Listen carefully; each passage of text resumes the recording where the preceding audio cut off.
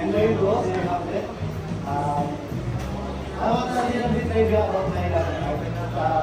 While I'm doing this, please wait for a moment and I'll show it how it's done.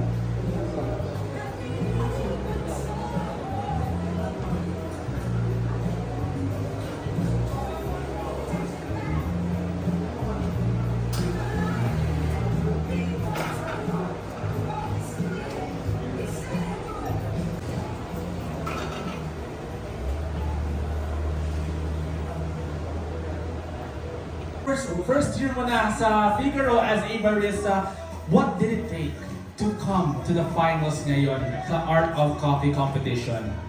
Or how much dedication did it take to reach the finals today's Art of Coffee?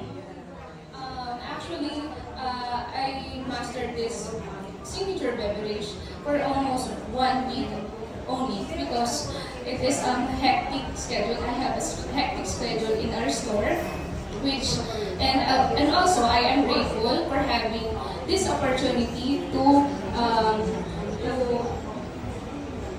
be in here.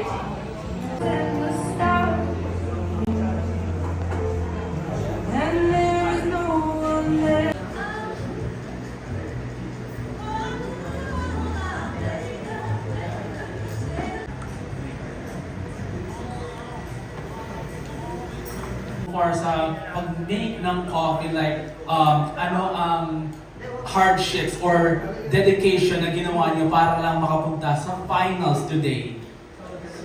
Actually, hindi ako prepared talaga gawa ng nabisi ako nitong mga araw, pero pinilit ko para mag-represent yung aming sa franchise. And I steep the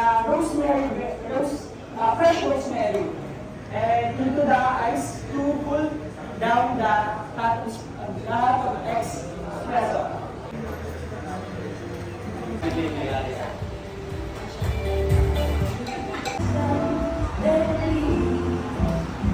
Of prizes.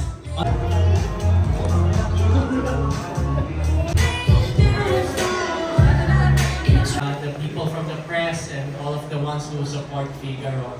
So this Art of Coffee has been going on for a couple of years now. Our goal really is to help elevate and help our baristas to showcase their talents and creativity to our Figaro community.